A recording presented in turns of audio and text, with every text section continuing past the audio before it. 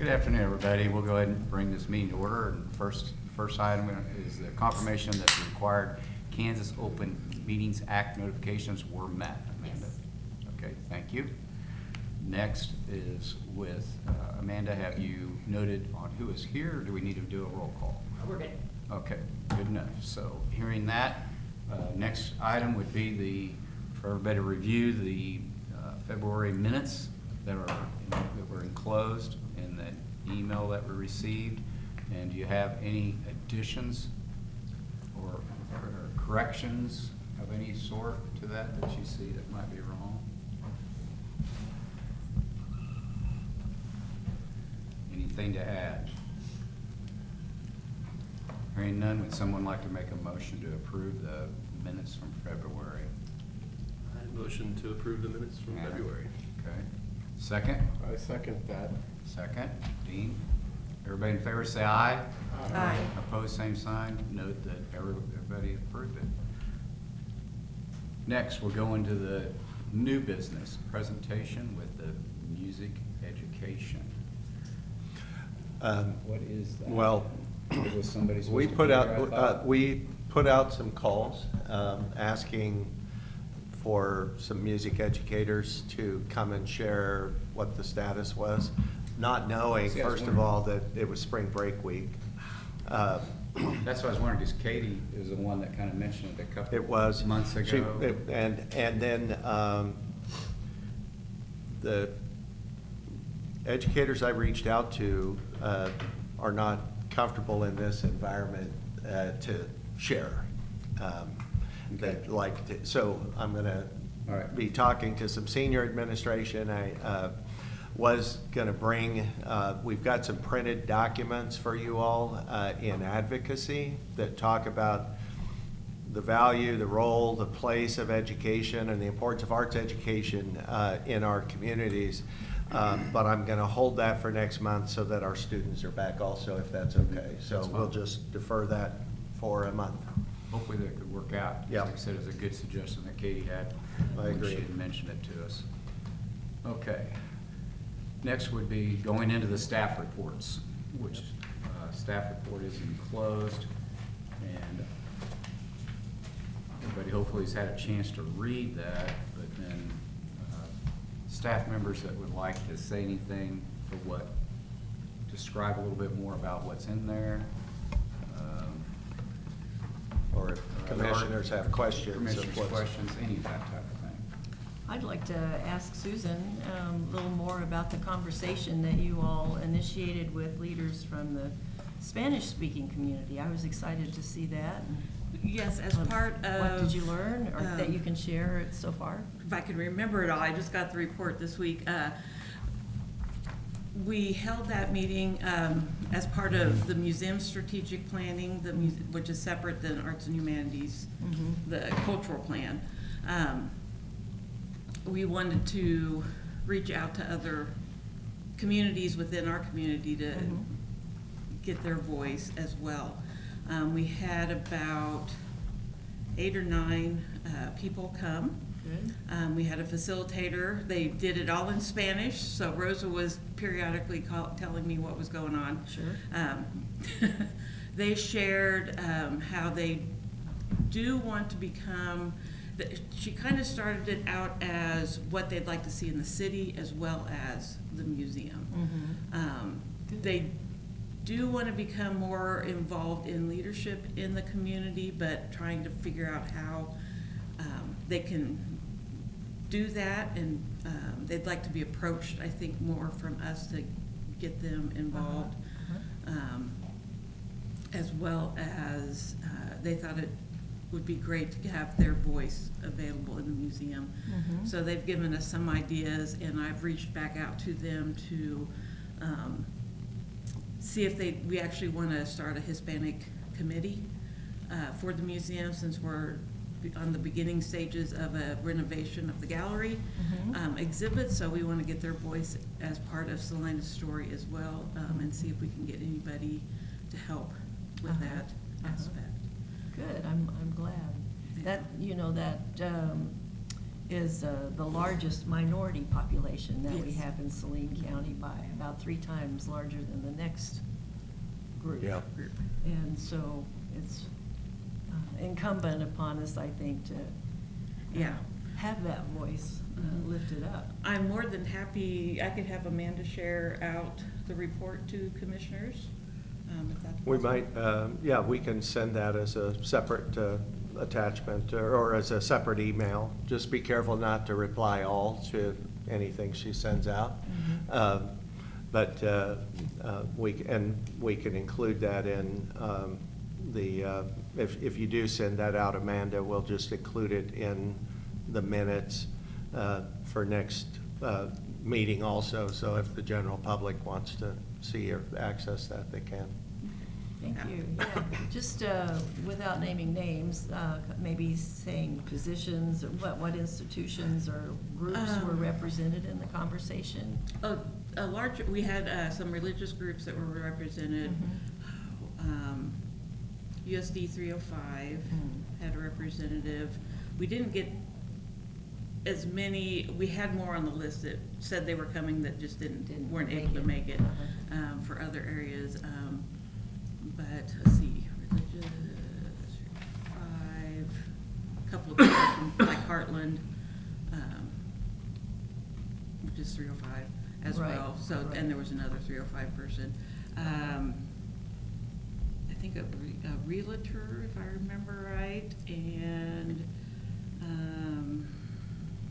I'd have to look at the list again. Well, that's fine. I was Yeah. just kind of Oh, someone from the Salvation Army. Uh-huh, Mhm. okay, good, good, good. Well, thank you for doing that, Yeah. and I hope we follow up in Yeah. whatever ways we can. Mhm. Well, this With is that getting effort. ahead just a little bit. I'll report other things with Keene in a few minutes, but as a result of that, when I met with our cultural planners last week on a virtual meeting, I told them about what Susan and the museum staff had done, and they asked for a copy of that final report to be able to include in their discovery about our community. And then we also discussed with an upcoming survey to make sure that, and they have the staff to do it, they're going to have a full Spanish version of any surveys we do Good. available We that need they to. have on the website. So, Right, right. yep. And the language was one of those barriers, about, Yeah. that Right. anything we can do to help narrow that Mhm. language barrier would be important, Right. so. Thank you. And Susan, I'd like you to talk a little bit about that tour that you gave the commissioners and the Oh. game that. Yes, for the city Call study session, which was last week, we gave a tour through the building. They got to see collections in the basement and how full all of that is. We had numerous comments from them, as well as some of the public that went along. There were quite a few Friends board members available, and a couple of just public in general go through. And then did the presentation on up here. The presentation is taped and on YouTube on the city channel, but they did not, of course, film the tour because of the moving parts. But you did mention to me about, you'd asked them a question at the beginning.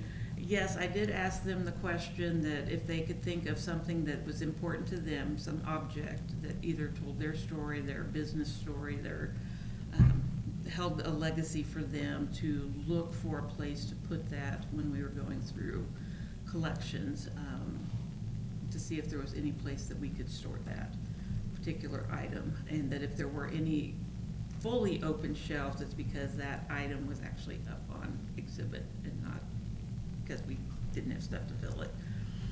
So they had a task to do as they went through collections, and That's it a was. good point, I suppose. Mhm, I believe so.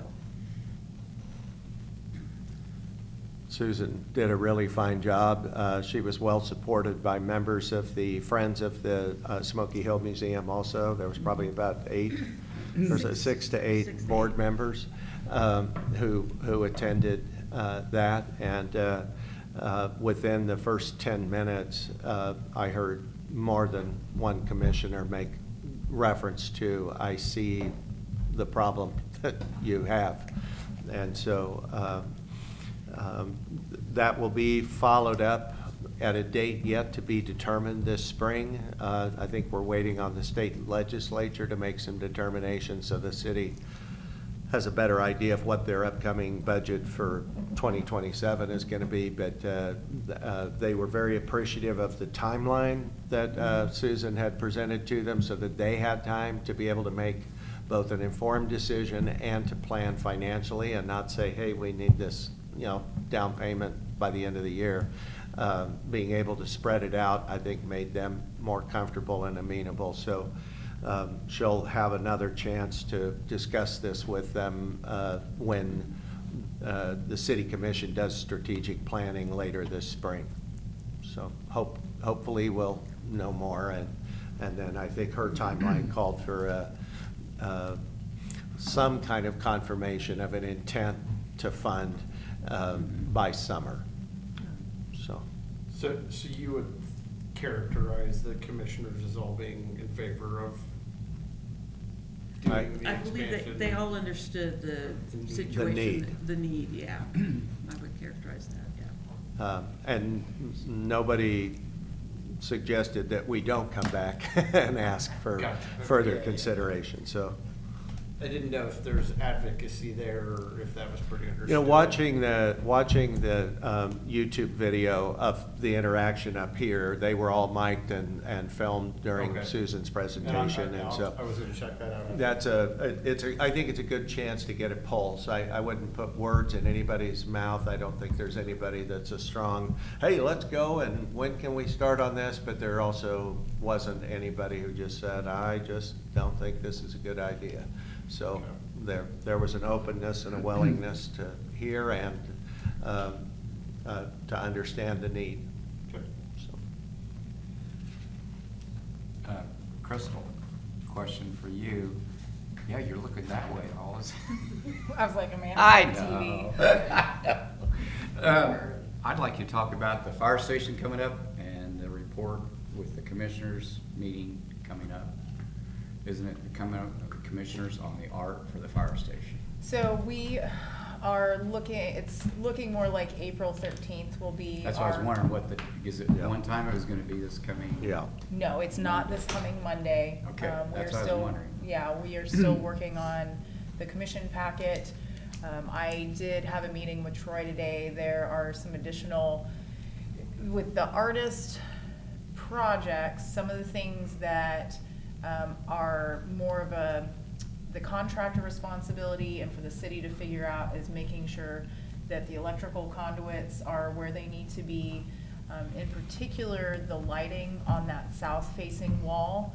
Ann and Chip were actually in town today. They did a workshop at the warehouse with 8 to 12-year-olds Oh, wow. for the festival build. So Troy stopped over so we could discuss lighting, what was most appropriate. And so we may be working with Precision to get those things installed. It could be, as we looked at those, I don't have the images of that up here, but with the two pieces that are those 16 feet lengths, Ann and Chip suggested either maybe 3 lights to make sure they're getting lit and it would be ground lighting. But Troy said, like the lighting over at the field house, they're kind of a bar. So there would be a continuous light, but the idea is that that wall will be ground lit. So we're gonna explore some options on that. So that becomes an additional cost that we have to figure out and get included in the overall budget. The artist packets and like we've already approved, made recommendations for the designs, but we just need to make sure that the install is aligned and all those little extra pieces are accounted for in the overall budget. So feeling like we're really getting there, feels good. And we also, I really tagged on not a lot, but a few extra things for Ann and Chip today in addition to their workshop. We met with Troy and then we were able to stop over at the YMCA. And I think I might have mentioned that last month about collaborating, using their summer, not a workshop, it's kind of a summer program And it looks like that's gonna be, it may be the activity for Ann and Chip to be able to work with youth, because they identified that they may have close to 90 kids in that program, ranging Wow. from like kindergarten to, I think they break at the 6th or 7th grade level. So we kind of went through like what that looks like, and they have a week, the last week of August, so that just happened today. July? August. Yeah. Okay. Yeah, so we had some July date, when we first met with Angela, we had some dates in July, but Ann's working through clay bodies and glazes and what is gonna be most ideal, so kind of narrowing that down, and then she'll need time to order.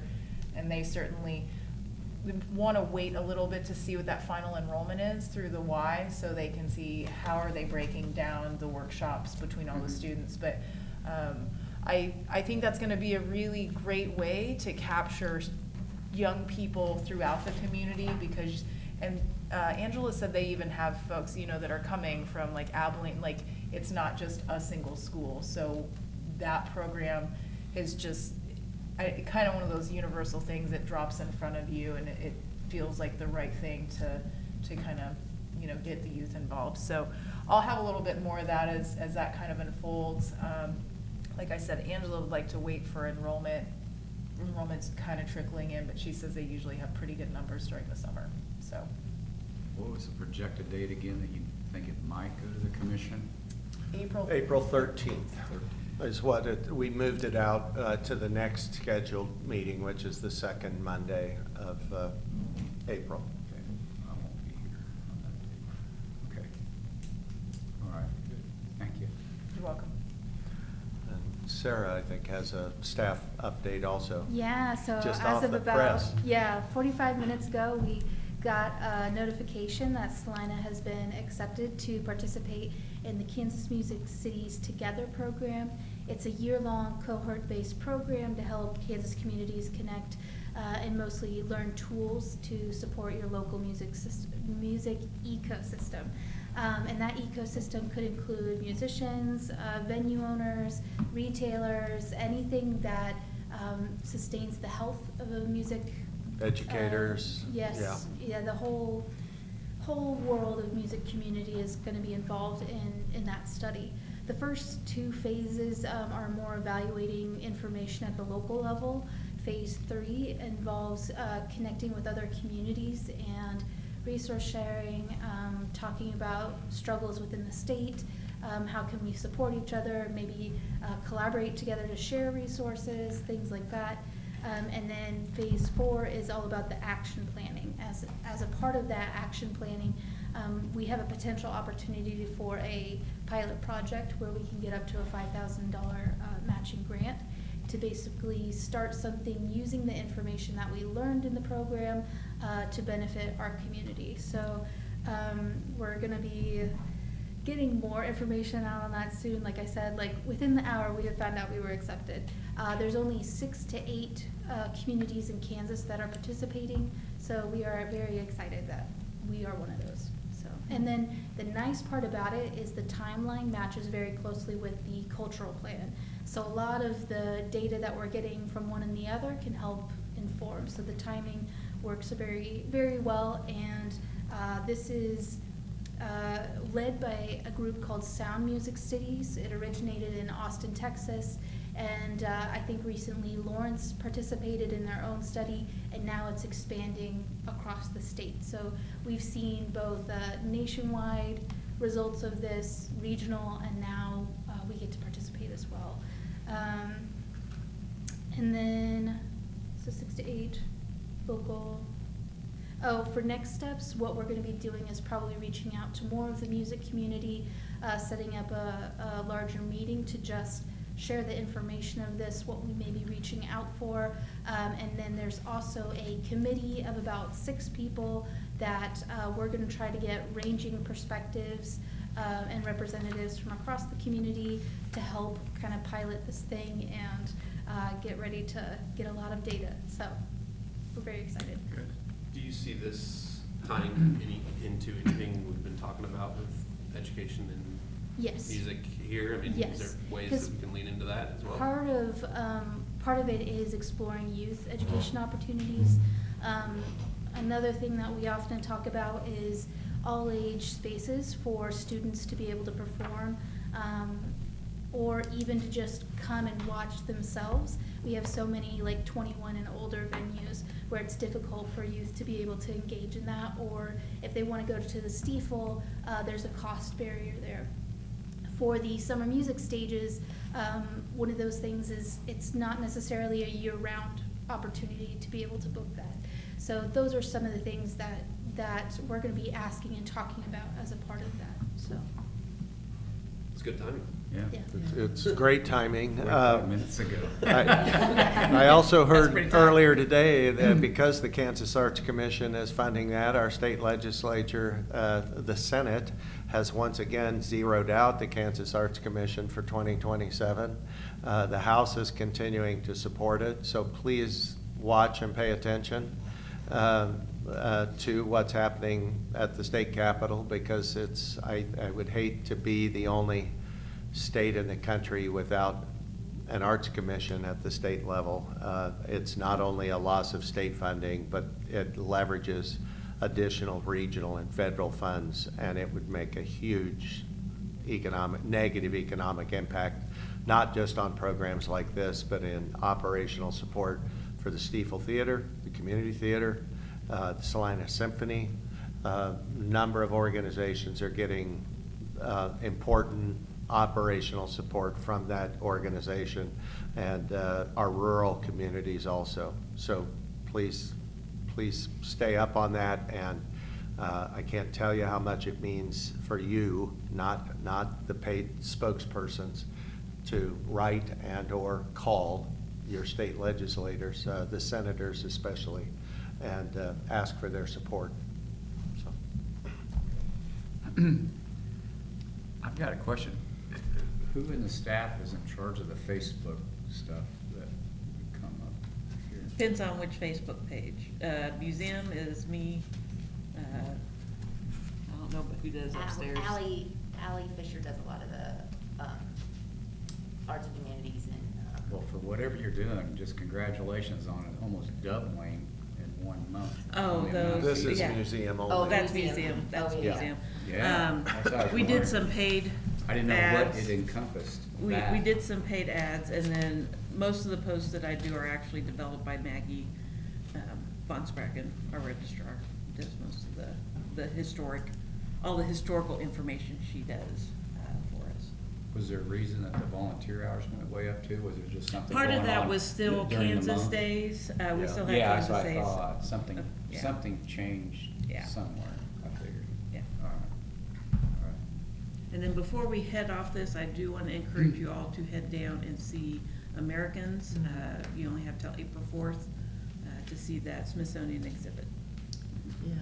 It's a really cool exhibit. And have these been here since the This, cases? they came in after the last. After the last meeting? Yeah. The decorations behind us are another example of why the museum and arts and humanities could use a little bit more space, because this is, if that show had come through a month later, this is also our organization room for pre-festival, and it would have been really difficult for all of those to play together and not create some headaches. And the hallway also has additional cases in it, so it's a great visual example of our museum's need for space. Under the item of staff reports, does anybody else have anything to add or like to talk about on that, or questions? Hearing none, our next item on the agenda is the 22-25 People's Choice Sculpture Placement. And again, Amanda's got TV. She's in charge. Yeah.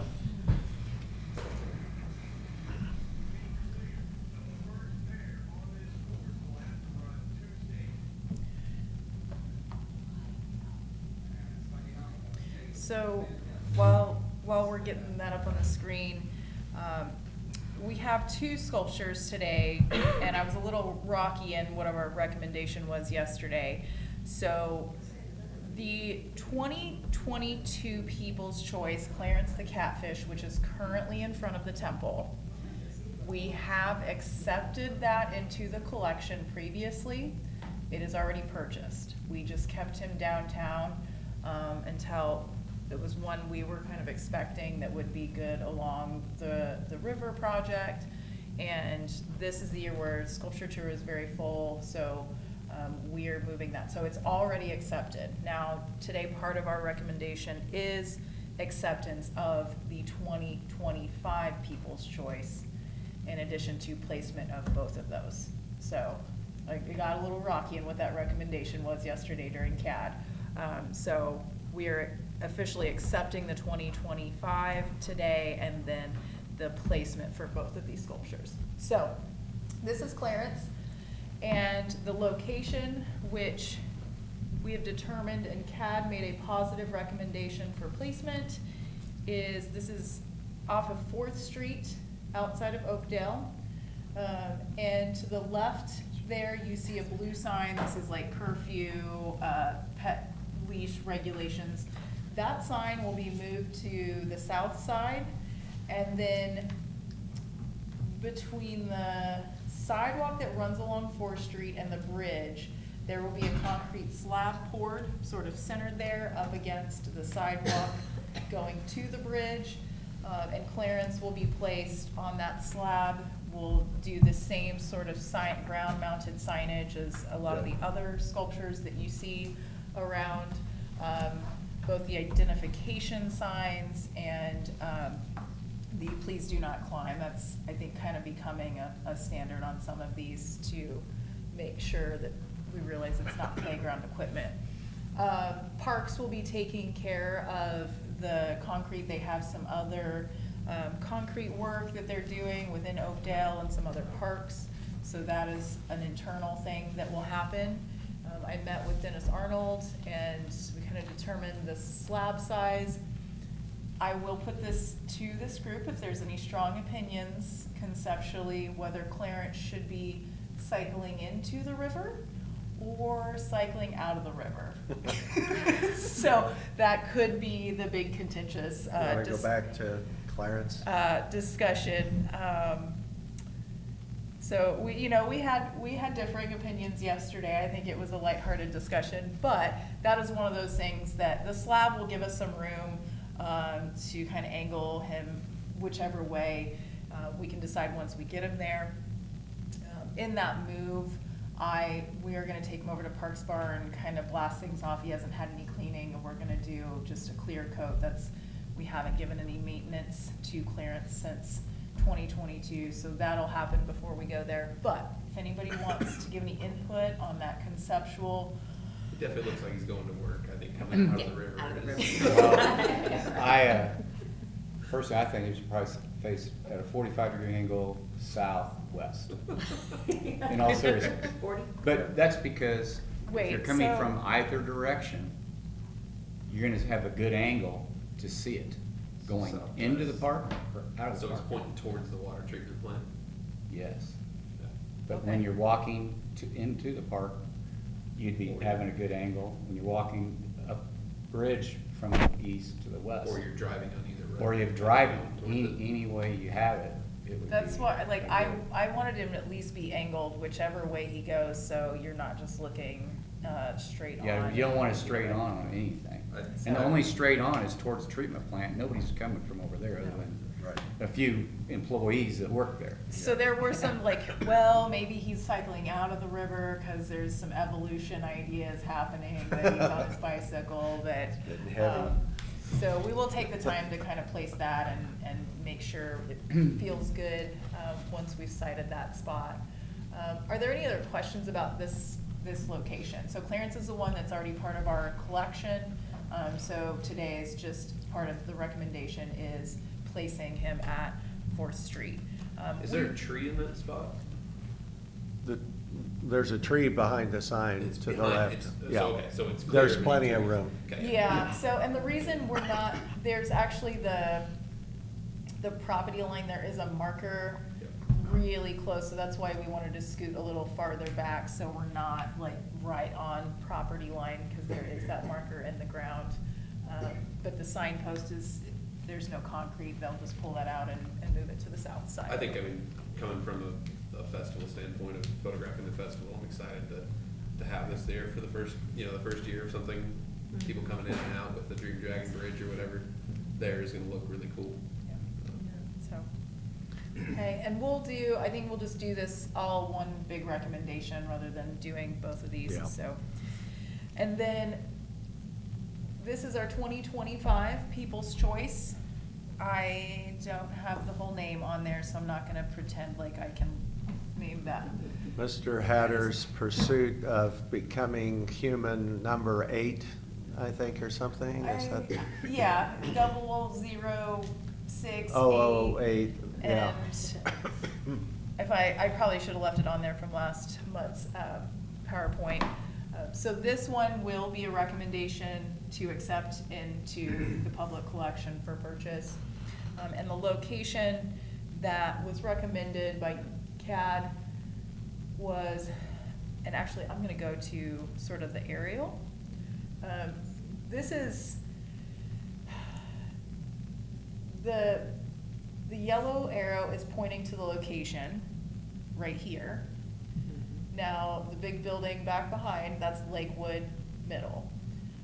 So this location, again, we've continued to talk about moving sculptures and public art into areas where we don't really have anything. I've been doing public art presentations at Lakewood for the last few years, so it feels really good to be thinking about this location. There is, and you guys can't see the actual light fixture, but to the left, that pole, there is lighting up there. So this is sort of, it's farther north, but this Riverside Drive, you can imagine there's a lot of foot traffic there from the school back and forth. There is, well, this school crossing isn't there. In this space, where you see the 2 benches, the one that would be closest to the river will be moved to that south side. And then the sculpture will be placed sort of centered right there. Big part of figuring out where it's gonna go is making sure that parks can remove snow. That's their responsibility to clean out. And rather than doing the ground-mounted sign, we're probably gonna go ahead, the same sort of metal cutout signs for identification, but we'll mount those to the fence instead, so they're not catching any ground-mounted stuff when that's covered with snow. We imagine he will be pointed like fishing pole into, like, over into the river. And just as sort of a big picture, long-term conversation is, we're placing both Clarence and this piece, but in the next 5 to 10 years, as the river project proceeds, we may find some spot that seems more appropriate. So we say this is the permanent location, but when Jeff and I are out there looking at new spaces, we are aware that as we have a lot of change ahead of us in the community, we may come back to these. We will have a lot more river trail. But these seem like pretty great locations right now. And like I said, I really love that we're getting some public art really close to a school. We tried to look at probably 3 or 4 different locations around the Lakewood area, but you guys know we placed that, the Graves donation on the north side. So kind of getting it a little farther away, so we're not saturated in just one area. I might mention from a context standpoint, if you cross that bridge, first of all, if you haven't ever been there at 45 along Riverside Drive, you can't park, because both sides of the street, that is the drop-off and pickup for kids going to school. Riverside Drive is really busy at that bridge twice a day. A lot of the kids walk across that, but more importantly, all that green that you see is the Smoky Hill River. Many of those trees may still be there. Some of the other brush and other things are going to go away, but where you see the wide Ohio Street and where that river crosses, that's going to have 2 new large box culverts or a bridge that goes under the street. So Ohio, the trail will go from the river's edge down under Ohio and back up. And that bridge is, and then there's a sidewalk that parallels, that's a city river trail that's already established, a 10-foot concrete sidewalk on the other side of the river going to Lakewood Park. It's already a popular short hiking, biking, walking, transportation trail. And when that trail system is complete with 7 miles of riverway, this will be a much busier access point. So, Also people floating. right, Yeah. yep. And Jeff clarified, so this is actually, where it's Riverside Drive, it's actually, although it just looks like a bunch of trees, is technically Riverside Park that goes up to that entry point. So, Oh. and then he described how it wraps around, but if I'm not looking at a map, it's just people waving their hands in the air, so. But And Crystal, it's Mr. Hatter's Pursuits in Becoming Human, 006, The Fisherman at Fall River is thank the you. full I name. should have left it on the PowerPoint, because I was like, I That's won't get it right. That's the longest name of I a don't think sculpture we could to ever ever get be that done. right. I may have, I don't know if I'm gonna be able to only do 2 signs. I may have to Yeah. change the font size or adjust the Yeah. signage on this one, so. Yeah, do you guys have any additional questions about this location? We don't have to pour any concrete. The base is pretty simple. It's got 3 bolts in it. You want to share the purchase price? $6,000. So, Not bad. Yeah, we're good. Not bad. Budgeted each year for up to 20,000, and so. yep, And it was voted on by the community. yes, Yep. Community choice. thank you. Yep. Good. I've really enjoyed Brady's works. Yeah. I was glad to see one. We're gonna tell him there's a character limit on his names, though.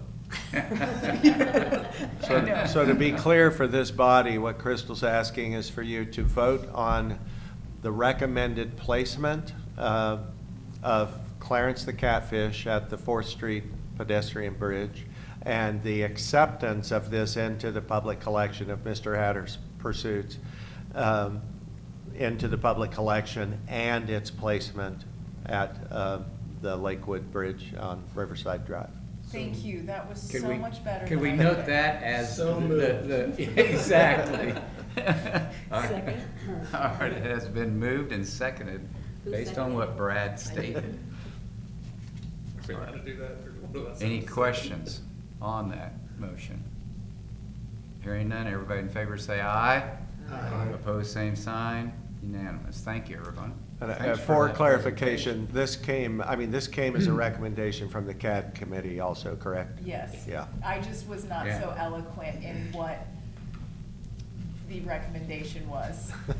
You did okay. No. Yeah, Great we job. We got through it. Yeah, great job. All right, good. All right, Sarah, on the poetry. So next month, we have Poetry Series is coming back. It's gonna be hosted at Redfern Booksellers again. We're gonna have 4 Tuesdays in April this year, and we've got a really cool lineup for you. Adam Scheffler is coming up from Wichita. He's a professor at Wichita State, I believe. And then Louisa Muradian, we were gonna try to have her last year, but extenuating circumstances made us cancel that night. So we're excited to have her in this year's lineup. She's coming from Kansas City, as well as Jennifer Maritza McCauley. And then Allison Blevins has ties to Kansas, but she is currently living in Minnesota. So she's gonna travel down here and do a reading at the end of the month. We are also working to get a workshop around that time, but by the April meeting, we should have that worked out and be able to share that with you if we can get all the details in. So for volunteers, I think both Megan and maybe Amy work the table. What we need help with is as people come in, they just pay $5 in admission, or students could get in free with student ID. And we just need some support between 6 p.m. and 7:15 p.m. each of those nights. We're currently trying to see if we can partner with the library again this year. to see if they would be interested in, available to do those spots. But if not, we may come in and ask commissioners if they might have some availability. If you want to leave after that 7:15 p.m., awesome, that works. But if you'd like to stay for the reading, you'd be more than welcome to do so. The reading is 7 to 8 p.m. So it's a pretty quick night. I think Megan and Amy, it was a pretty smooth process during that hour. So, but yeah, if you are interested, let me know. And then I also have some extra posters and handouts. So if you work in a building that you think that might be appropriate, let me know. We can set you up with some extras.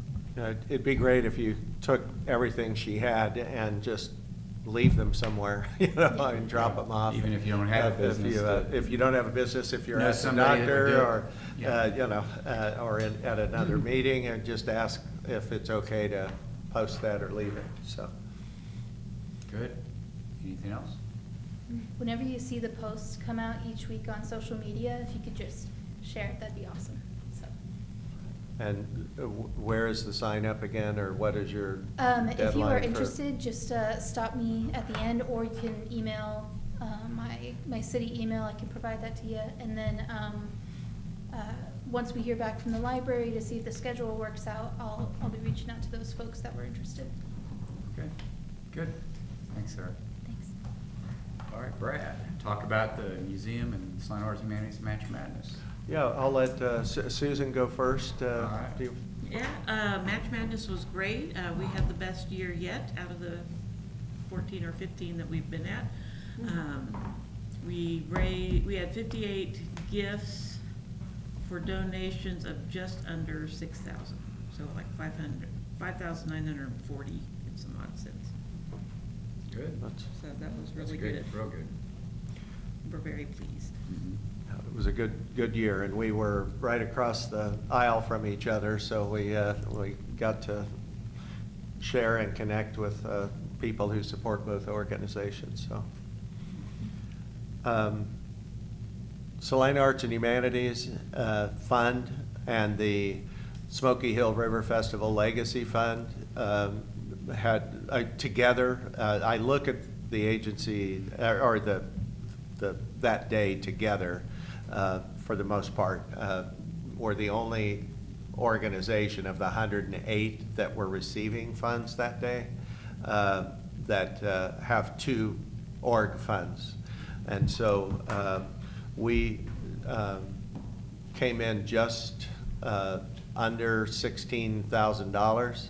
That number's been changing a little bit each day as other mailed things that were mailed on time are coming in, and so it's gone up a little bit. And that doesn't include some of the matching funds that came from, we don't know what that amount is yet, from GSCF. It put, as a department, it put us, if we put the museum with that nearly $16,000, I think we'll go over that, but it's really close right now. But if we put the museum's 6,000 with that, it would put us well inside the top 10 of organizations. We're number 18 as a department, or as a division. So Salina Arts and Humanities is number 18 of 108, and I feel really good about that. It looked like that there were another number of new donors, and I like when new donors happen, because we get our hooks in them and never let them go.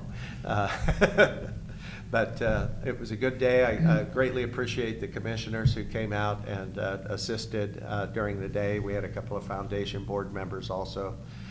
So thank you for your time, and I don't know if any of you who came out have an observation or comment that, about your experience there. It's so much better in the field house. Yeah. rather Oh, than yeah, in the for lobby. sure. It's just hard to slow those kids down to get them to donate. Their little Yeah. card. Yeah, we had two. We all know that. We had 2 kid donations, 1 to each fund. Yeah, I did, and, and I did one of them. Yeah, well, thank you for threatening, and no. But, always tried to say, do you enjoy the festival? You know, anything to try to get them to stop. And what do you like about the festival? And, you know, trying to get them to talk. Okay, since you like that, we're here. If you haven't put your money out yet. I've seen the trend, especially with the young kids. When I asked a few of them, where did you donate?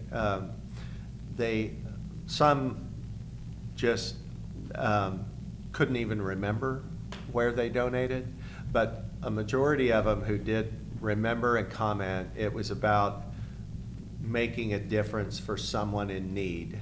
And we aren't feeding people, literally. We're not clothing them, housing them, rescuing pets. You know, we're really kind of the good news bears in the programs and services we offer, and we don't have a ASPCA type ad when we market our events and programs, that pulls on heartstrings. So I think we've got a lot of, as people are making a determination of who to support in the community, those that have high needs base are probably always going to get more attention. And most of those organizations did very well this year. From a cultural standpoint, the symphony was the highest. They were in $50-some thousand, but they had an auction 2 weeks earlier, and at the end of their fundraising night, the auction was help underwrite our endowment for music education and music programming for the symphony. And then after everybody made their pledge, they said, by the way, if you wait 2 weeks to write your check, we'll get it matched. And so it was a very brilliant move on their part to leverage that timing of their biggest annual fundraiser that way. So speaks well for the cultural sector. So. Any other questions on that? Next, cultural planning update. As I mentioned, met with Keen last week on a Zoom call. I may have told you that we had hired Pam Harris to develop a logo for the cultural plan. And with the previous plan called the Big Ideas, she used a Venn diagram of red, yellow, and blue overlays with color where the two overlap as an icon for that Big Ideas of how we meld together as a community. And there was a lot of symbolism of that simple graphic. I asked her to work with the big picture instead of the big ideas, to kind of step up and have something that's a little more physical, a little more tangible, but to nod to the big ideas in a new cultural plan. And she had over a dozen different designs, and we settled on this one. But this is our graphic identifier that you're going to be seeing as Keen gets involved in our community and on their website. That's going to be dedicated to the cultural plan. She has a bit of a Venn diagram or that same layering of the circles, but it's in a slightly more homogeneous way. And then the shared cultural plan for Salina is a tagline that will always accompany that.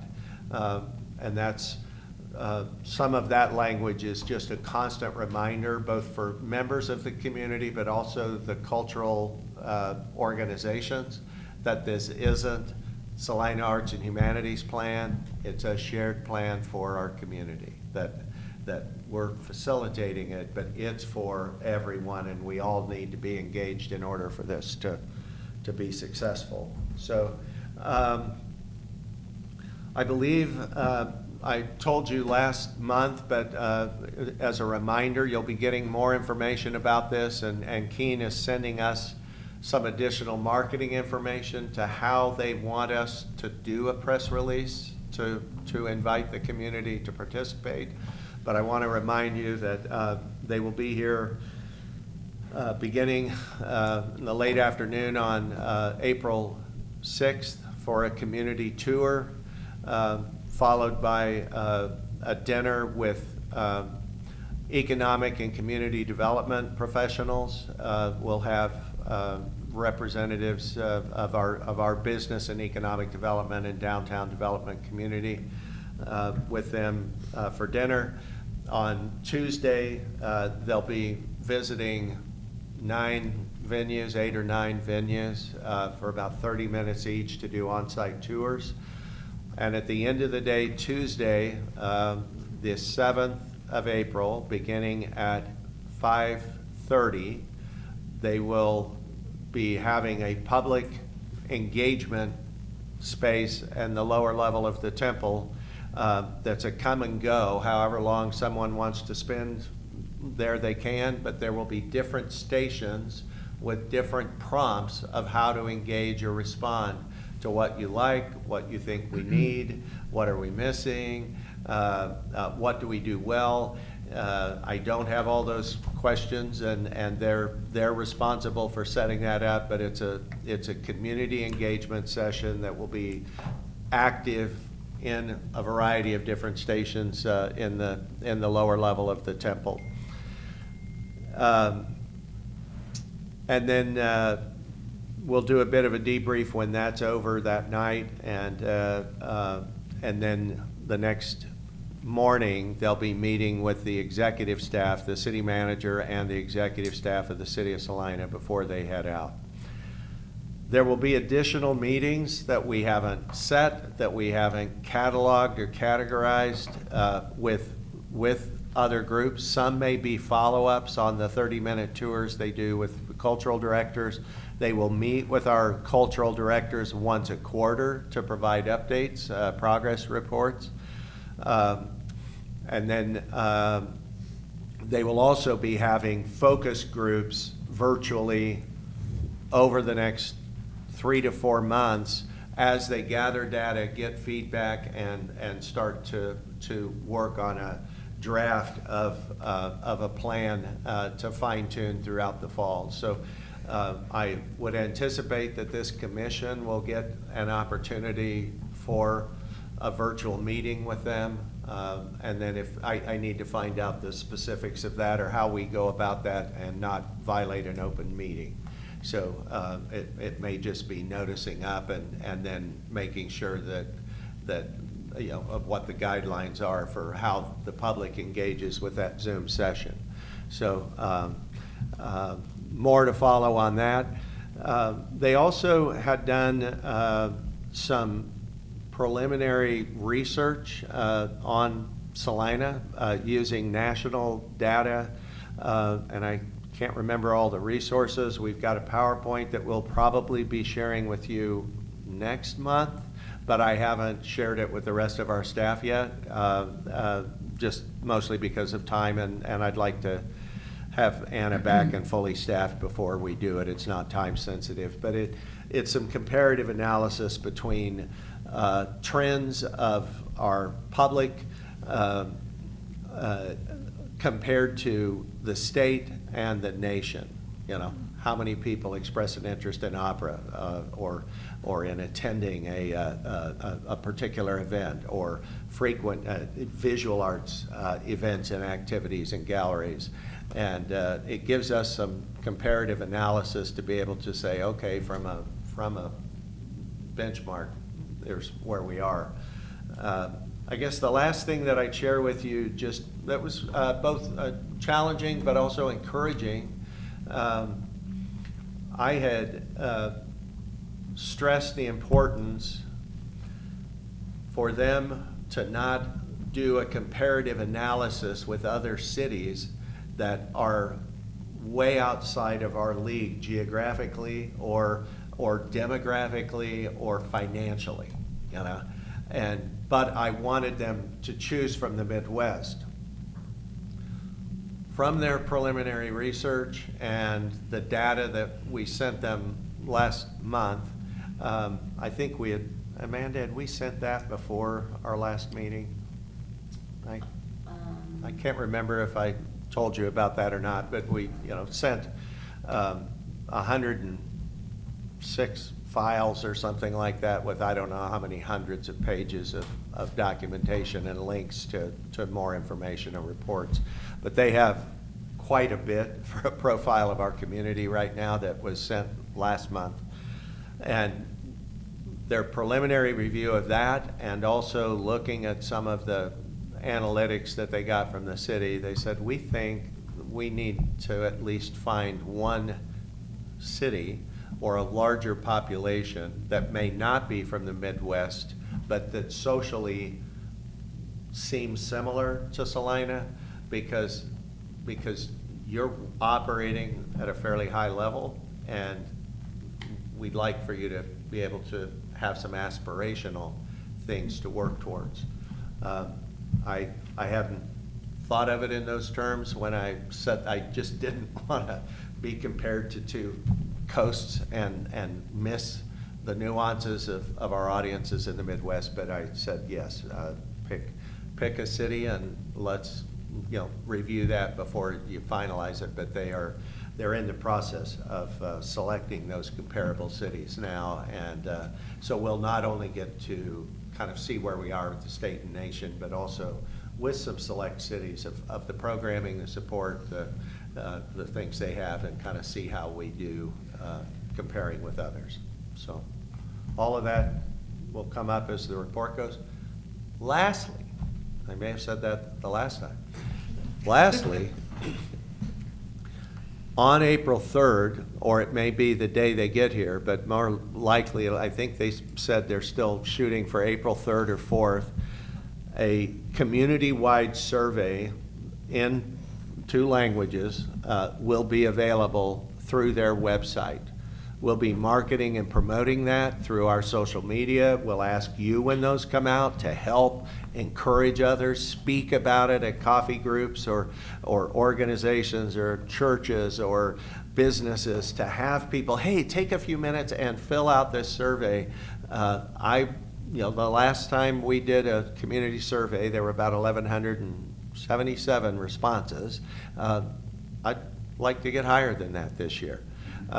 So it will be open beginning in early April and stay open until the day after the River Festival, because we're going to have a prominent QR code on the festival program that say, take the big picture survey here, help shape Salina's cultural future.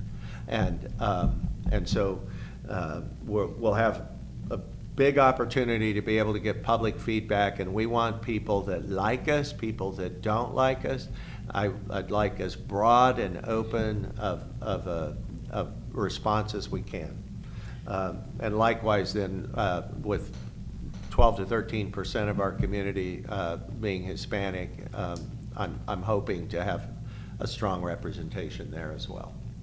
Go ahead, Douglas. Will all of the excuse me, will all the surveys be digital, or will be paper copies we could pass out as well? I haven't asked about that. My understanding, most of it is digital, but they have said they've worked with alternate paper for those that need that. But right now, I think their primary focus is on digital. Would there, But we may, to go back to that, if there's somebody that doesn't have access to a smartphone or a computer but wants to complete it, that may mean that in our marketing we say, please come up to Arts and Humanities and we'll provide you with that. Or the Salina Public Library does that service a lot. And so there are ways of being able to access that through other public forums to get that in.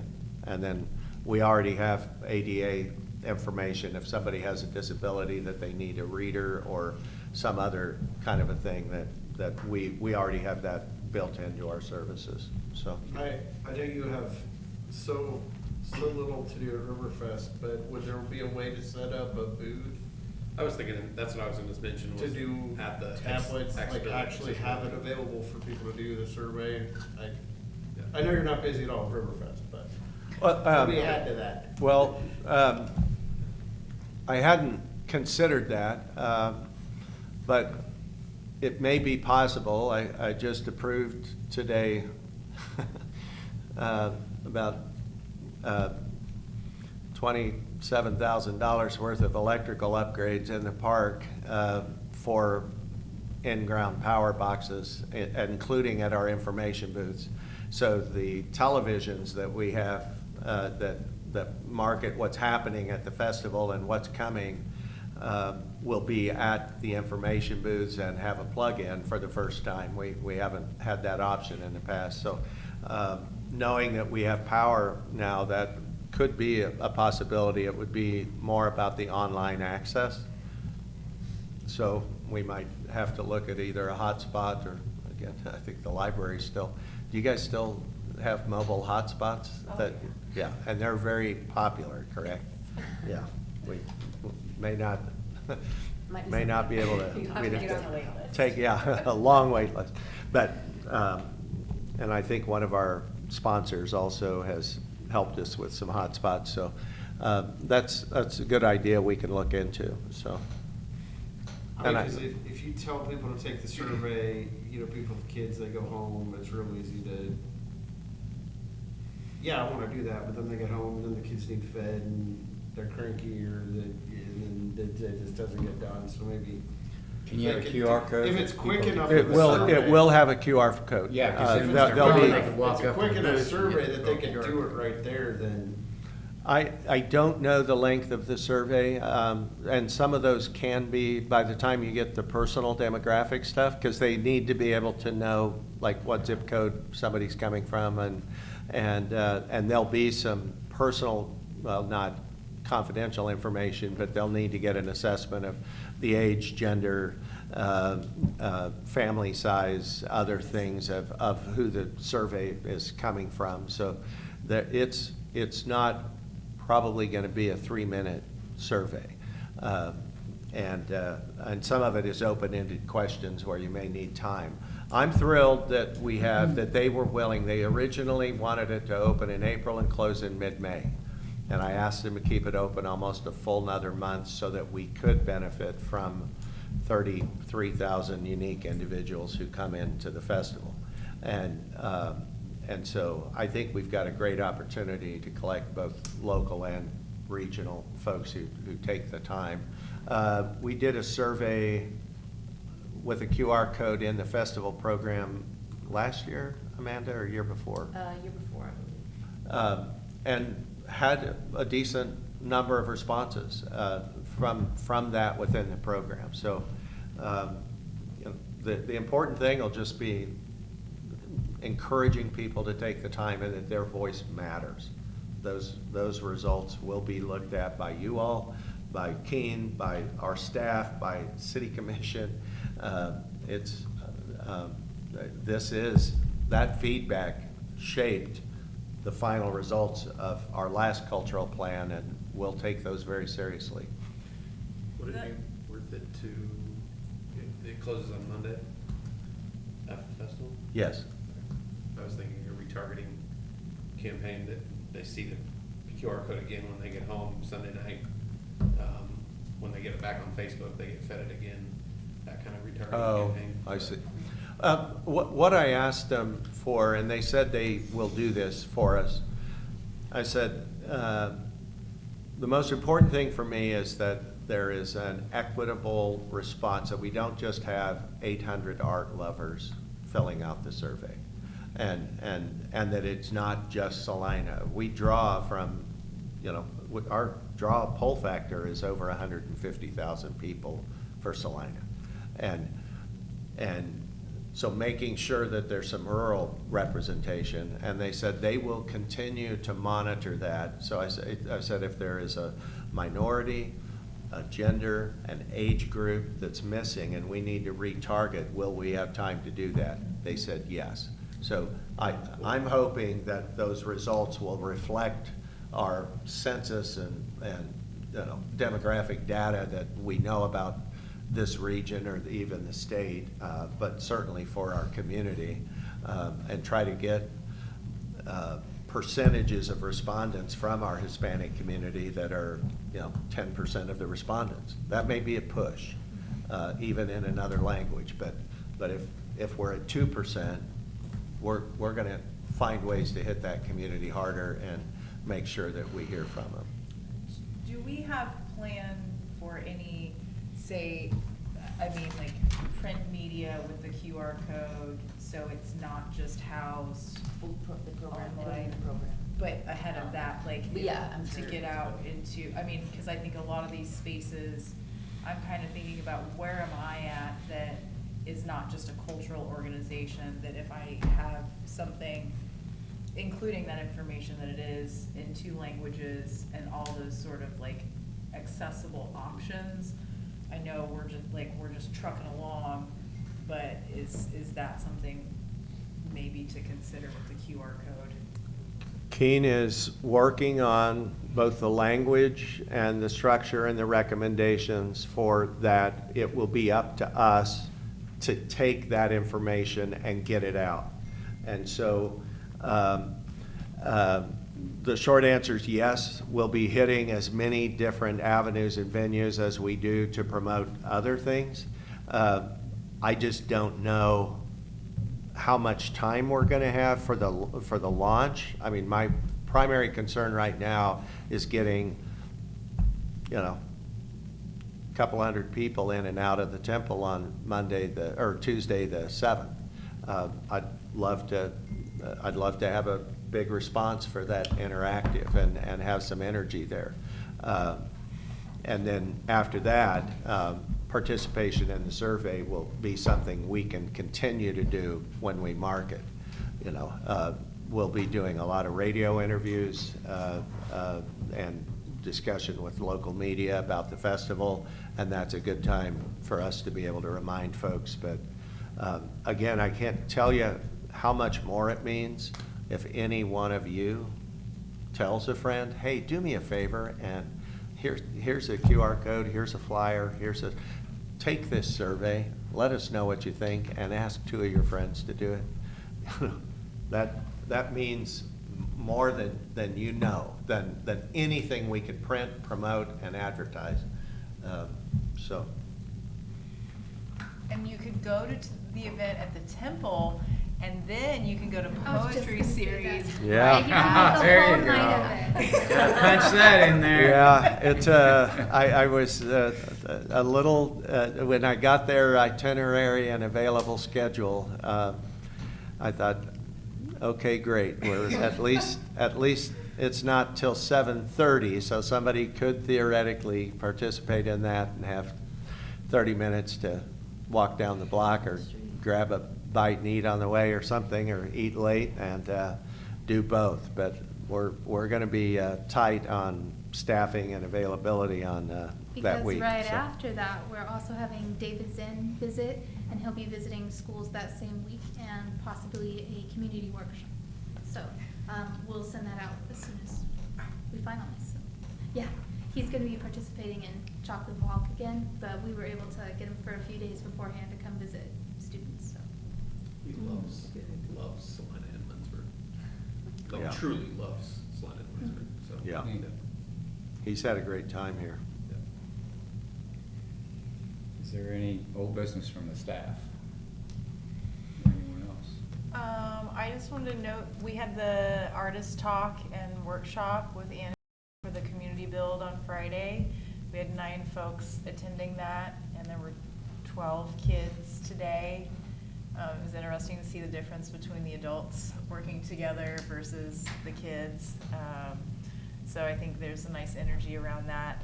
And there is an activity, if you guys weren't able to attend last Friday and interested in eco art, Christopher Parker he's part of that family of Prairie Works Design that will be at Festival. He'll be there too. He is working, there is an event on the 28th of March out at the Marty Bender Trail, connected with the Land Institute. They will be talking about eco art. So Christopher will be out there. That's a longer, I think it's a 4-hour event. You do need to RSVP to that, but if you weren't able to make it and interested, be able to connect to one of the team members. It's worth checking out. I've got myself signed up, so there's a lunch that day, but talking about invasive species and then how you can kind of repurpose those things. So I think they're starting to do some more events out there, but that kind of connects to that eco art that will be happening on festival grounds, so. Good. Anything else from anybody on that? Next, another business. Any questions for clarifications or other items that anyone want to bring up? Hearing none, as you have read here, next meeting's going to be on Wednesday, obviously, but April 15th at 4 o'clock. And there's a list of the 2026 meetings. Just put that in your phone. Try to remember that. And if you could let one of the staff members know if you're not able to come to a meeting, if you know already, you know, kind of helps on that sometimes. And hearing no other business on anything, I'd say the meeting's adjourned. Can I have a motion on that? Motion to adjourn the meeting. A second? Second. Everybody in favor say aye? Aye. All right. Thanks, everybody.